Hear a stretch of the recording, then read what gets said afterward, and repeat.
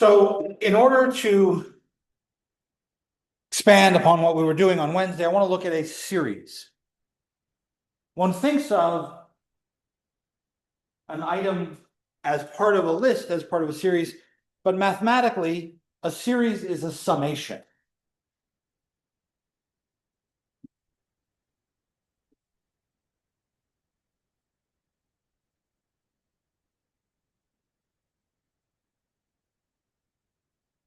So I want to consider, like I have a sequence, the numbers A1 through whatever, in this case AN, and I'm adding them all up. Shortcut, I will abbreviate this, capital Greek letter sigma. That means sum, the letter S. And I'm going to index these like I did with my sequence, and I'm going to say, oh, these are the terms AI. And I'm going to start where I equals 1, and I'm going to go until I equals n. So I have a lower index of summation, and I have an upper index.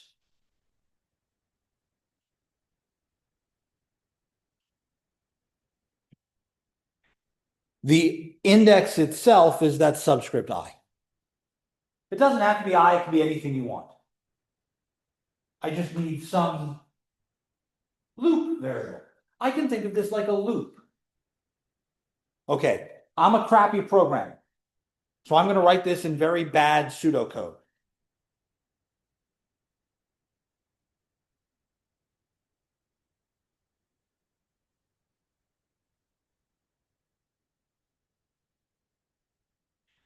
I think this is roughly the way C indicates items. So the procedure's name is sum, the set of things you give it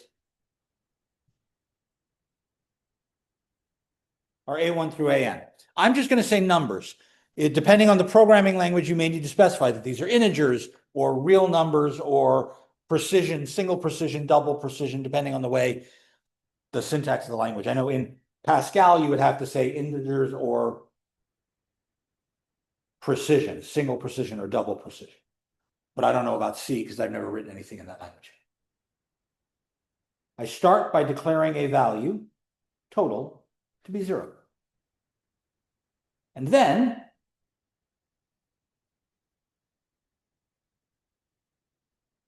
for each value of I, I'm going to take that value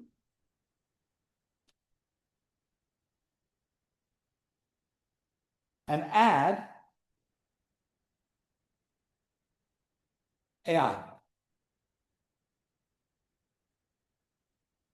And that's just going to keep going until we finish all of these. That's why it's indented some. That's part of the loop. When the loop finishes, we spit out the value total.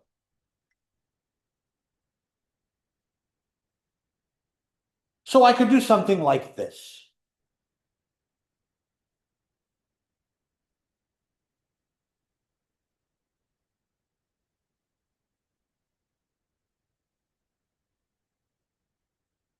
If I'm doing this summation,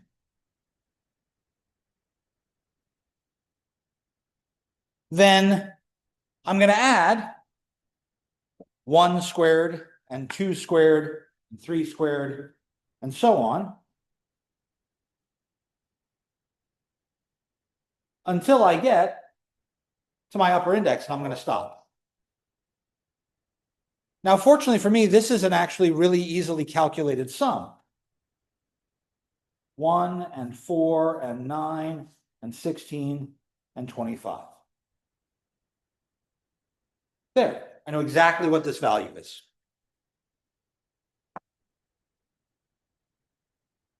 But do you see how the looping procedure worked? My total was 0. Then I added on 1. So my total is now 1. Then I added on 4. My total is now 5. Then I added on 9. My total is now 14. Then I added on 16. My total is now 30. Then I added on 25. My total is now 55. Spit back that out.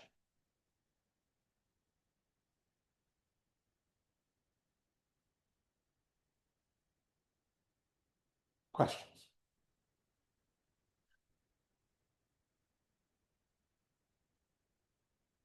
I don't have to start with 1. I can start wherever I want. My lower index of summation can be anything.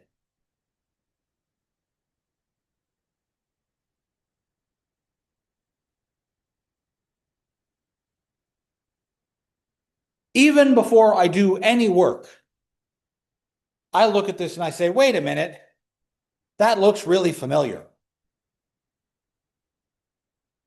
What's the difference between these two?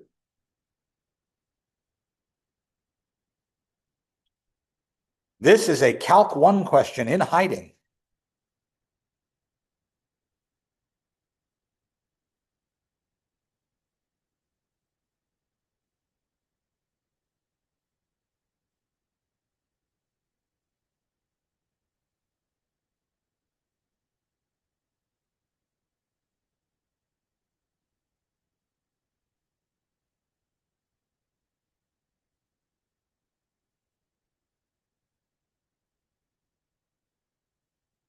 Colin?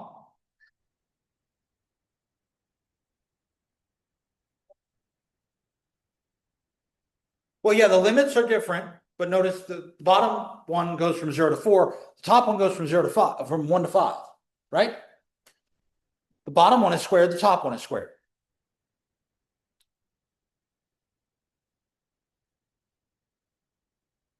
The bottom one is stuff squared, right? Top one's just x squared. Like a chain rule problem, like a substitution. Inside thing squared, right? If I consider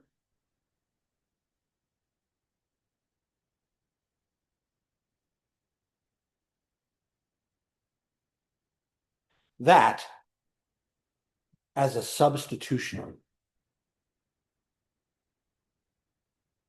wouldn't that change j equal to 0 to I equals 1? Wouldn't that change j plus 1 into I? When j is 4, wouldn't it become 5? These are the same thing. This is called re-indexing. And it depends on what you're doing as to whether or not re-indexing is useful. Which means I know the answer to this sum, because this sum down here is the same as that sum up there. This value is 55 as well. It's really the exact same total. Now, some sums are easier to do than others.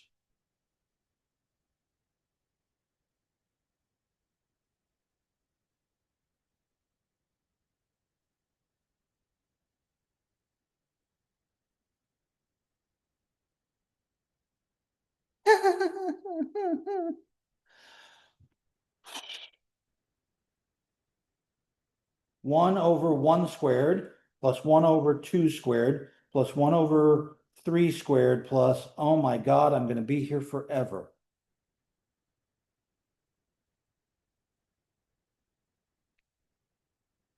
I don't want to do this.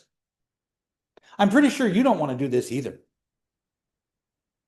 I'm going to cheat. I'm going to use my favorite thing. I'm going to use technology on this. I have this piece of code that we were talking about earlier is built in here to a graphing calculator. So if I want to do this sum, I'm going to make my calculator do it. I don't have to do it by hand. Let's go to the math menu. The math button is here.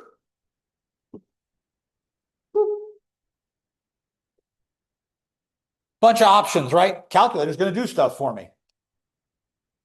You see next to the 7, there's a little arrow pointing downward. That means there's more options. Scroll down past the 7.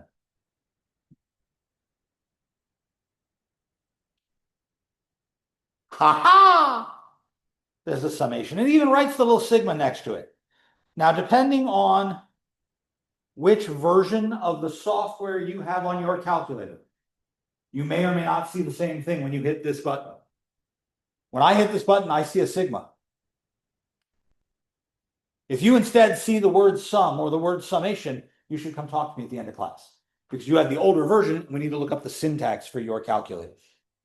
But if you see this, then we can do this right away. All I have to do is type in all the pieces I want. You'll notice the little cursor is blinking. It looks like the letter A. We're in alphabet mode. Above all of these keys in green are letters of the alphabet. What index do you want to use? Well, I used J here. I could use J.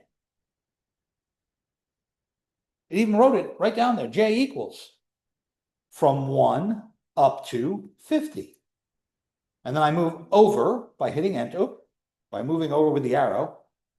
And I'm in the parentheses now. Now I just have to put in what I'm summing up. 1 over J squared. And I get the J by hitting that green button that says alpha, and then the key with the green J on it.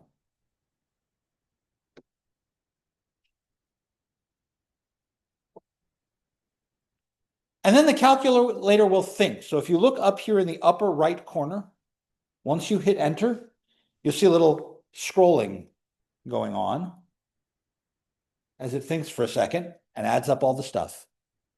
Poof!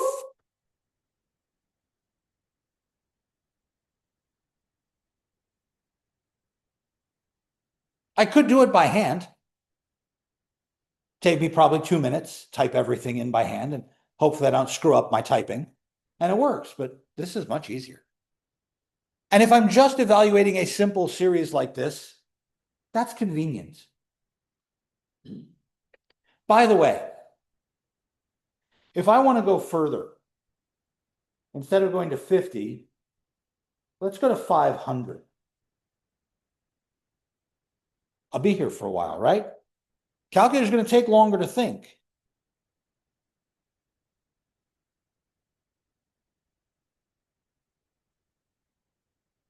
That didn't get much bigger, did it? Why not?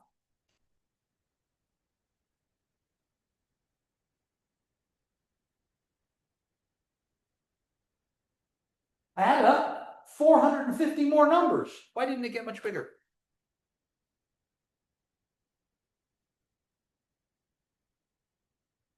Evan? Because it's 1 over something, so the larger the number gets, the smaller it actually is. Yes. And as a matter of fact, I could add up tens of thousands of numbers like this and still end up with a very small total. If you change that from 500 to 500,000, you still wouldn't get much bigger. As a matter of fact,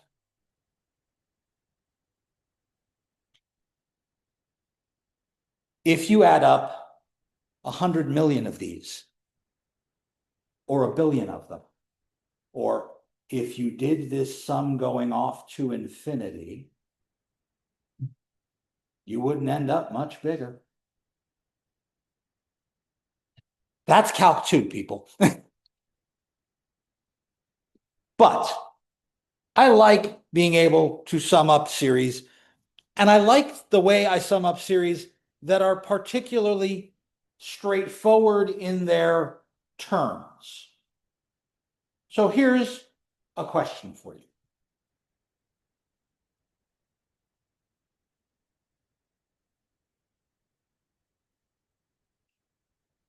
Dean, give me a number.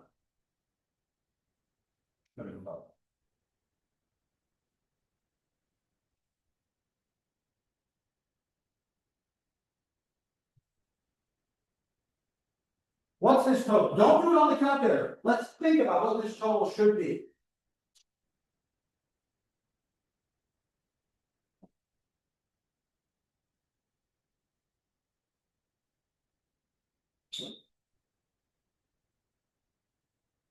I don't need to hear this song.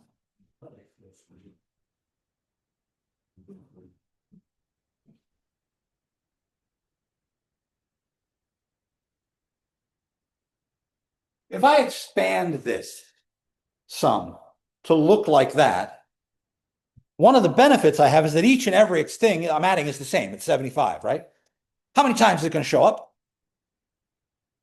100 times, right? So isn't this going to be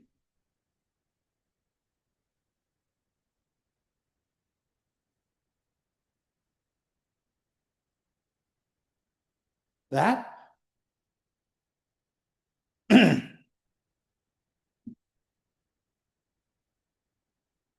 What's a shorthand way of writing repeated addition? Multiplication.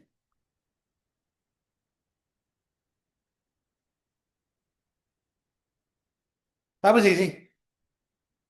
I'm done. As a matter of fact, if I am adding up any constant, this is going to work the same way. The sum I goes from 1 to n of some constant k.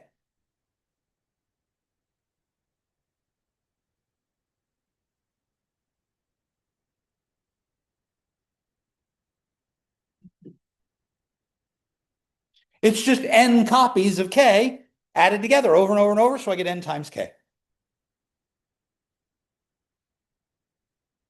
I like that. Please notice the index matters here.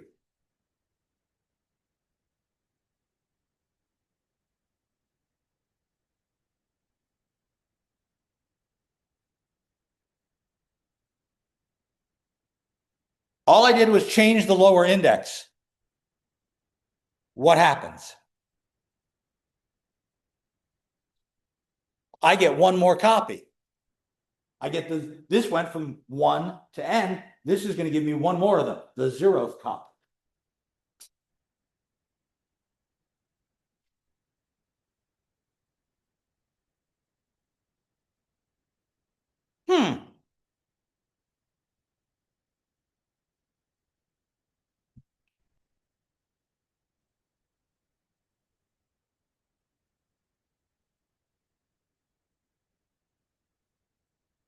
Let me go back to Wednesday.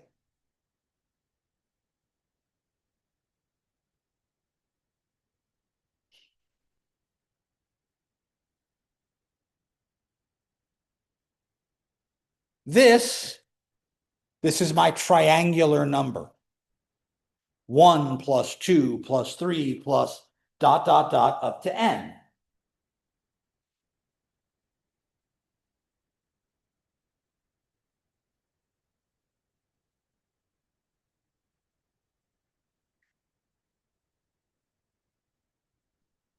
The following story is apocryphal. I have no idea if it's true or not. A teacher in a grade school in the 1700s asked her students to add the numbers from 1 to 100 with their slates and chalk. That's the most common. So what they got to write on, they're writing on a little chalkboard in front of them with a piece of chalk. And she's going to go out and get something and come back while they're all busy. Except for Carl in the back corner who goes, I'm done.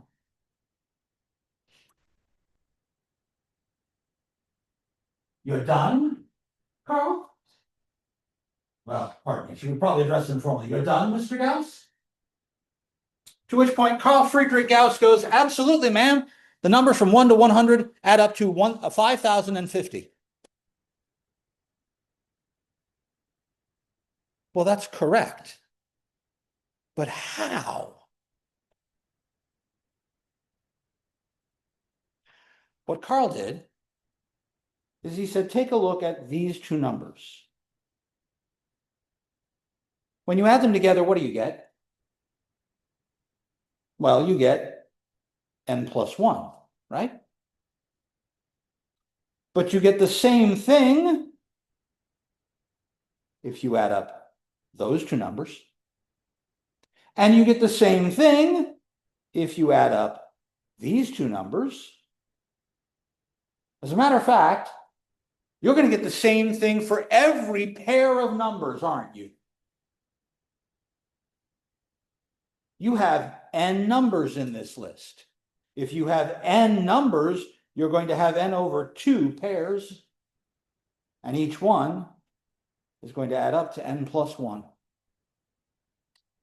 50 pairs of 101 is 5050.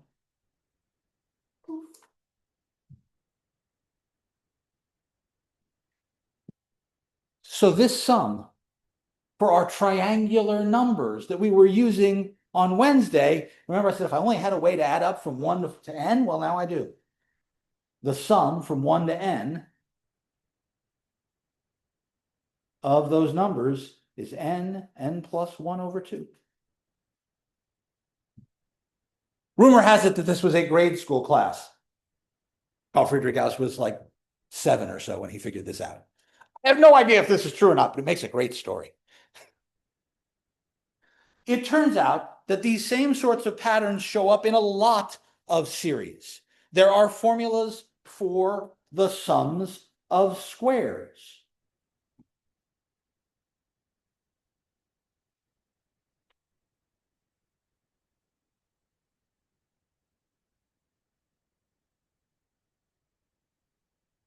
And cubes.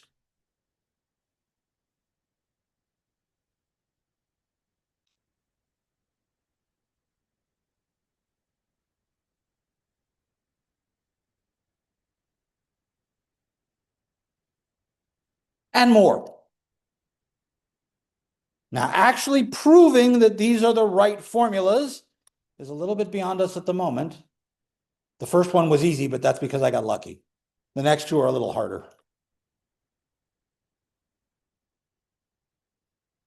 But it's worth having the knowledge that these sorts of sums and sum formulas exist. Page 180.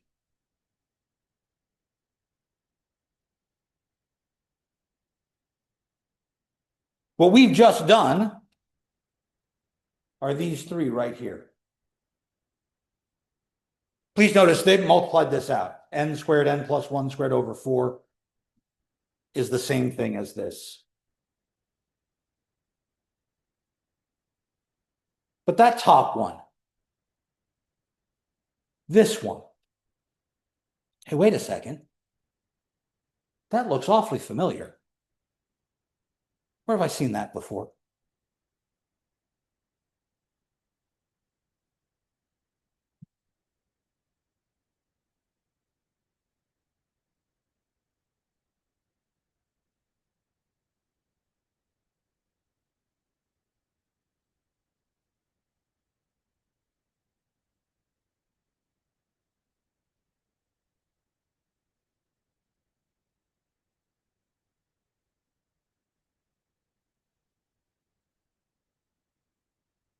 I've seen that expression ARK thing before. Where have I seen that?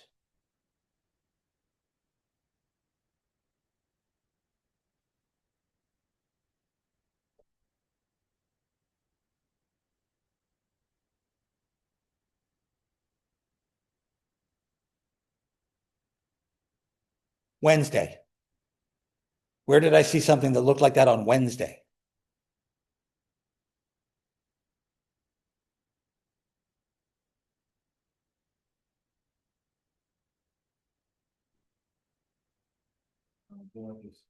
Our geometric sequence. So now instead of a sequence, I've got a series, right? So this is a geometric series.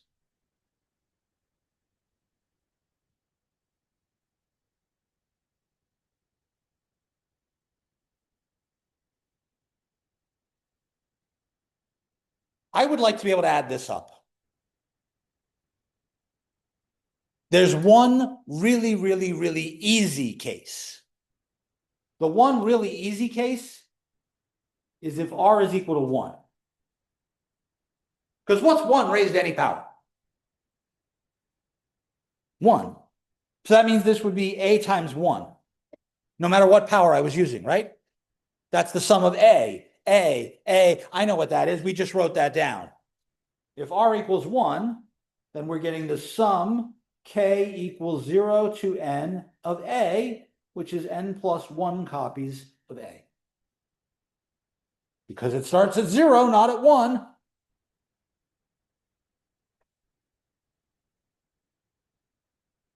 So that's the easy case. I'm kind of doing a proof by cases, but not really a proof. I've just broken it into the easy case and then the rest of it. So now, suppose that R is not 1.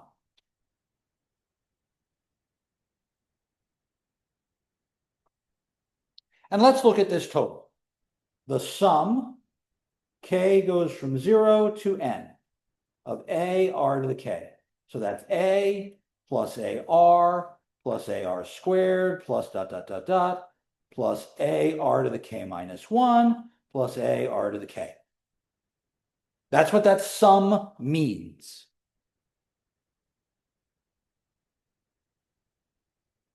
So far, so good? I don't know what this adds up to, but I think it adds up to something. It's just multiplying and adding. So we're going to call it S. S equals A plus AR plus AR squared plus AR to the K minus 1 plus AR to the K. I would have put equals S at the end here, but I ran out of room, so I just wrote it over again.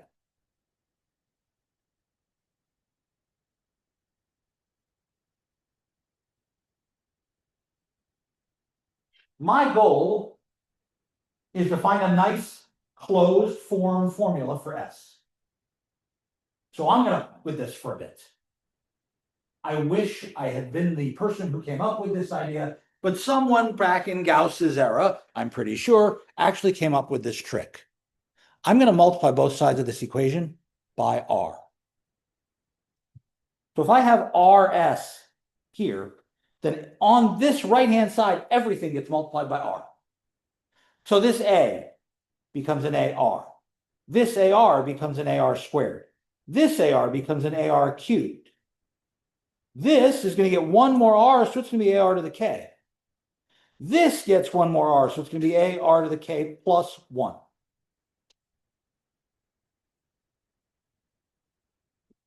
So far, so good?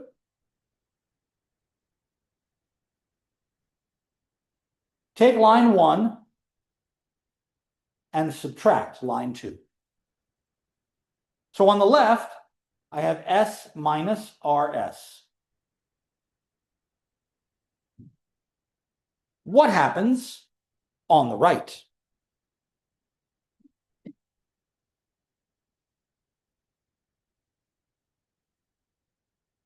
Colin?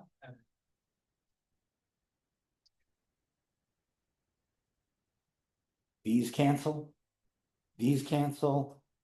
That would cancel with the next one. This one would cancel with that one. Those are the only two that don't have matching partners. Whole lot of canceling going on. Which means over here on the right, I get A minus AR to the K plus 1. Because I was subtracting. So the thing on the second line has a minus sign on it. There's a common factor of S here. There's a common factor of A here. Tell me what goes inside each of those sets of parentheses. Oh, wait a second. I got to yell at myself. I made a mistake. It is not a huge mistake. It is a tiny mistake, but I made a mistake. So before we continue, let me go fix that mistake. This sum goes K equals 0 to N, which means it should end not at K, but with N minus 1 and with N minus 1 and N. And that means this shouldn't be an K, it should be an N, and this should be an N plus 1. Same thing here. Fortunately, it didn't make anything we did wrong. It just put the wrong letter on it. That's my mistake. That's why we caught it early. But now with that piece of information, what's in this set of parentheses over here on the left?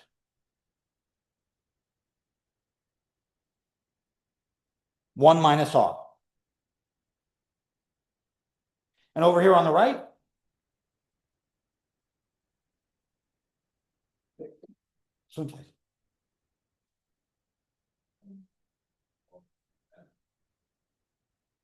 Now, I know that R is not 1. That means this thing is not 0.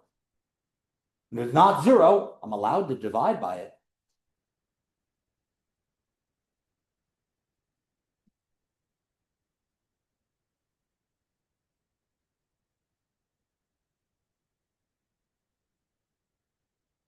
Ta-da! If I have a geometric series, I don't actually have to do all the adding.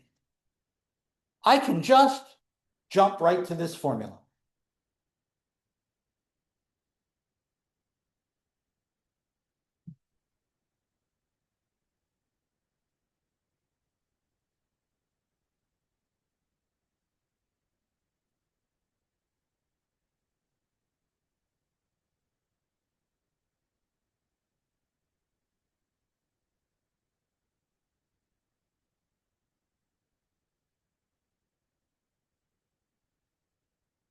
By the way, I am adding powers of 2, right? 3 times 2 to the 0, 3 times 2 to the first, 3 times 2 to the second. But by the time I'm done, I'm at 3 times 2 to the 20th. What's 2 to the 20th?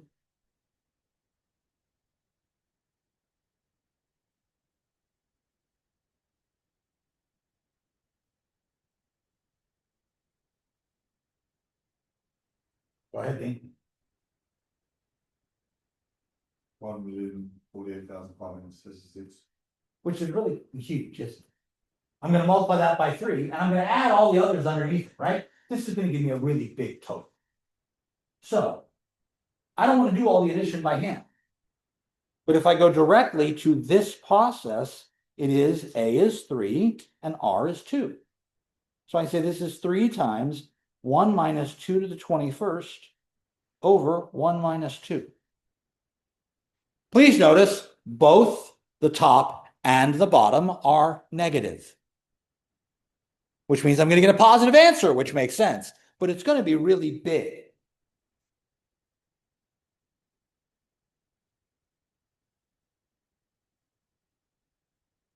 Multiplying by -1 is the same as switching the order in your subtraction, isn't it?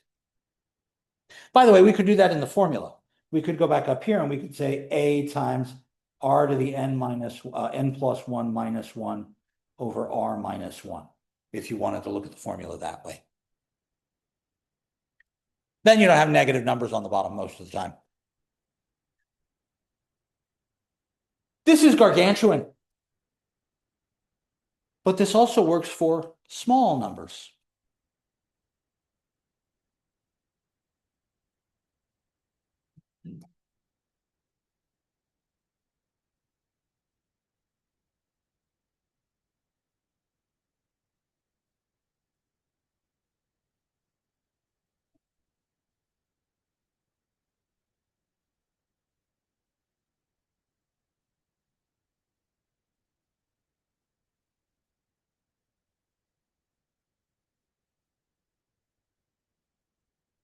I used this version of the formula.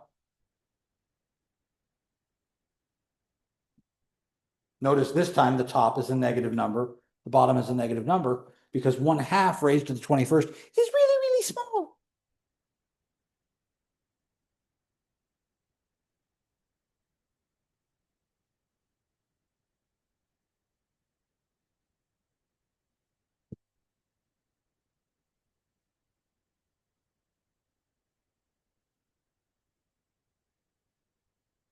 This adds up to almost 2.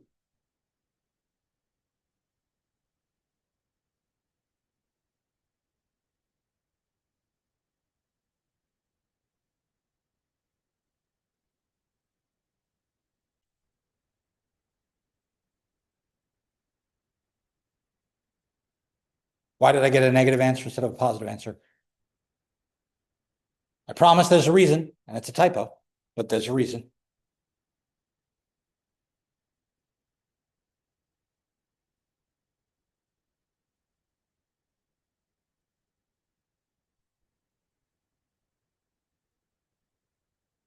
I forgot something on my calculator.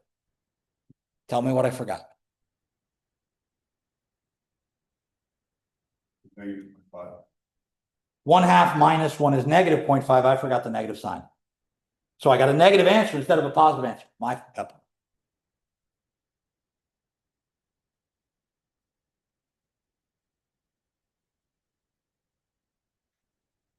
In Calc 2, we'll spend quite a bit of time looking at infinite series. But an infinite series is really a limit.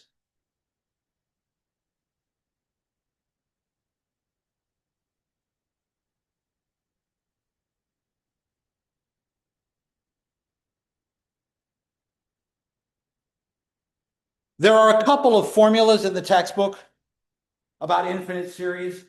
I'm going to walk past those for now. I'm more concerned with finite series. But on that same page where we were looking earlier, I see two infinite series as well. These are particularly useful because they're related to binomials. And we'll talk about that a little more when we do probability. But that's just a hint of things that we can keep doing with series.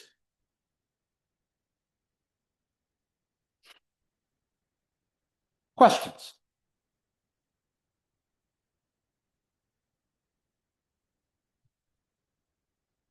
As crazy as it sounds, when we did calculus, we talked a lot about limits and derivatives and integrals, right? We added up a whole bunch of stuff to do integrals. The foundations of analysis and calculus in general spend a lot of time in series. So if you are at all interested in this idea, I'm working on a research project. There's a poster over on the first floor of Lynch. Go take a look. If you're absolutely going, I would rather claw my eyes out with a spoon, don't worry about it.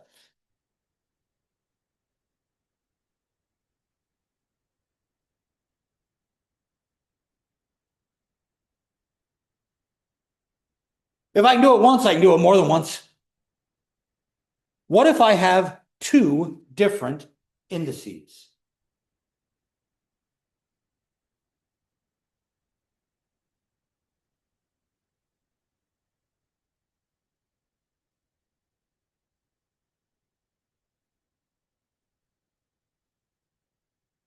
Well, crap.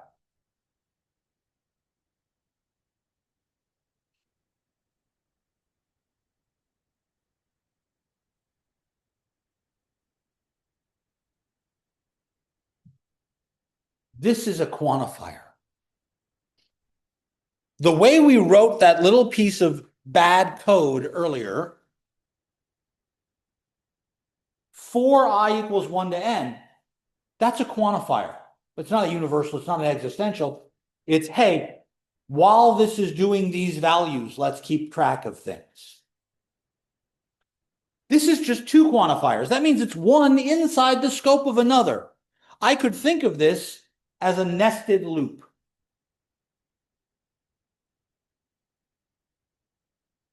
For I equals 1 to 4, for j equals 1 to 3. Multiply I and j and add it to my total.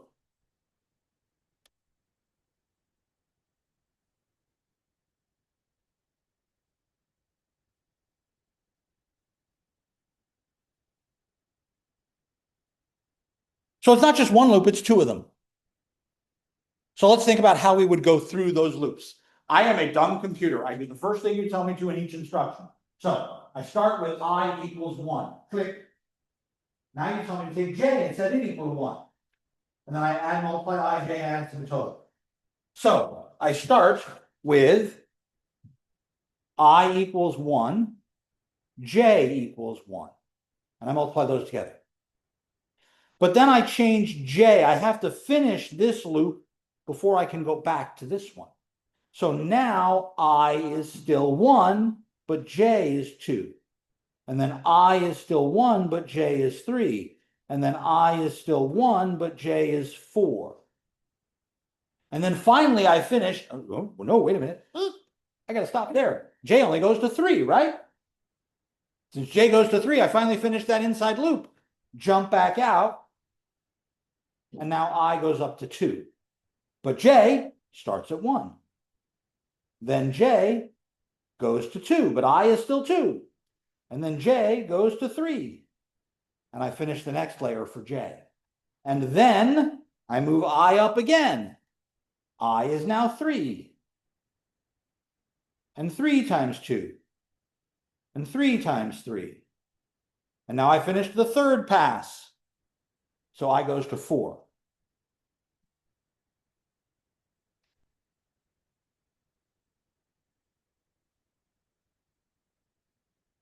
And now I can add all these numbers up. So that's I equals 1. J goes from 1 to 3. This, I equals 2. J goes from 1 to 3. This, I equals 3. J goes from 1 to 3. And this, I equals 4. J goes from 1 to 3.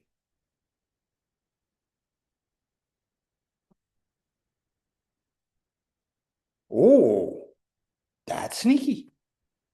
By the way, you can add all this up. I'm not going to. But you get a total. But that's not the only way to do this. This worked from the outside in, like a computer. I could think like a math geek and work from the inside out. Isn't that what we do with compositions of functions? You start on the inside, and then you go to the outside, and you plug something in. So let's actually try it that way. I'm going to say to myself, really, I equals 1 to 4, J equals, got to write it correctly, Joshua. I equals 1 to 4, J equals 1 to 3, IJ. I just added a set of parentheses that weren't in the original. But that's what I'm going to do. I'm going to do the inside part first. So let's ignore this. And let's just do this. Well, when J is 1, I get I times 1. When J is 2, I get I times 2. When J is 3, I get I times 3. I'm just copying this down. But 1I and 2I and 3I makes 6 I's, doesn't it?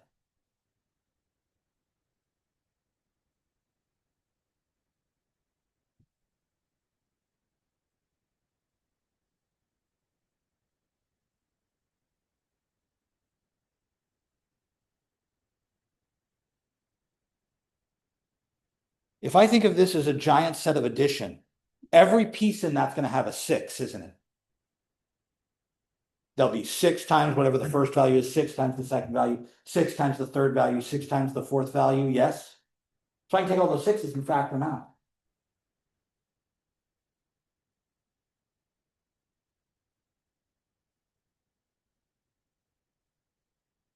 And now, that's a triangular sum, isn't it? I know how to do this. What's this add up to?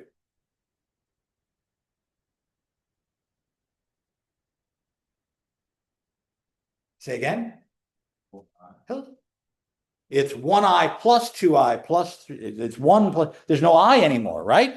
When I actually do this addition, that's 6 times 1 plus 2 plus 3 plus 4. There's no more I. So this adds up to 10. Which means this total is 60.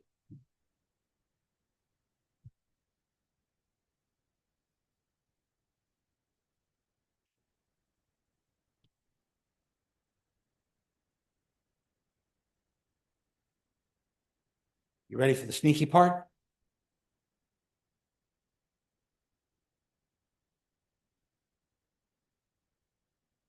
One plus 2 plus 3 is 6. 2 plus 4 plus 6 is 12. 3 plus 6 plus 9 is 18. 4 plus 8 plus 12 is 24. If you add those up, you get 60. It worked!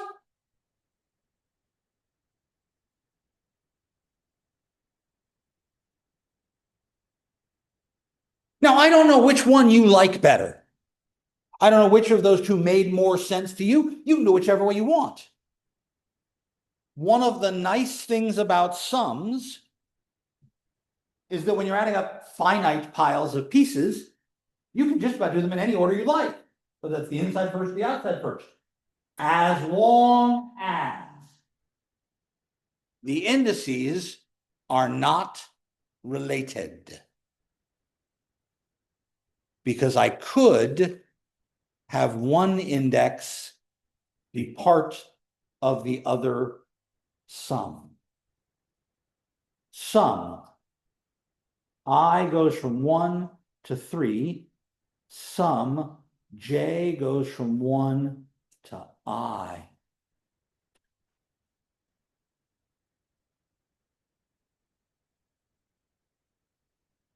I'm making something up here. How about 2i plus 3j? If I do this one at a time, well, first I equals 1. Well, when I equals 1, j is only allowed to go from 1 to 1, which means there's only one piece in that sum. And that's 2 times 1 plus 3 times 1. However, when I becomes 2, then j is allowed to go from 1 to 2. So I get 2 times 2 plus 3 times 1 plus 2 times 2 plus 3 times 2. So I get more pieces. And then when I is 3, j can go from 1 to 3. So now I get 2 times 3 plus 3 times 1 plus 2 times 3 plus 3 times 2 plus 2 times 3 plus 3 times 3.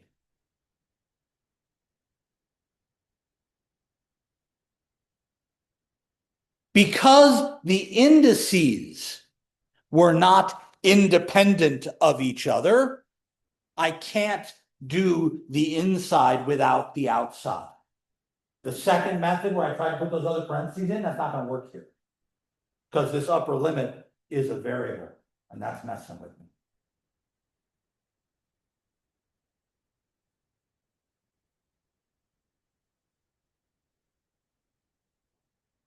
Finite sums are easily coded. And they are very good practice for working in computational ideas. You don't always have to go by ones. You could have the index for your set be something different. Here is a different function.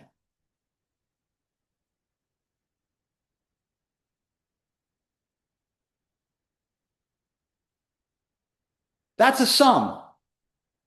My index is p, but the only thing I tell you about p is a prime number. So this sum starts 1/2, 1/3, 1/5, 1/7, 1/11, 1/13. But because primes are hard to figure out a pattern for, that's going to get really ugly really quickly.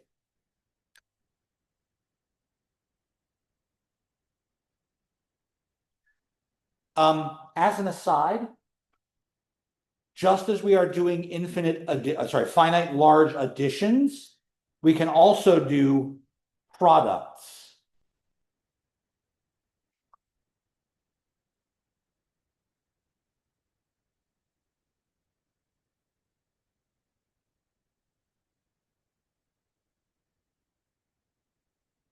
We're not going to do those, but they actually are explained in one of the exercises in this section, and they're related to sums. There's a nice back and forth between products and sums that's very interesting in cryptanalysis and cryptography.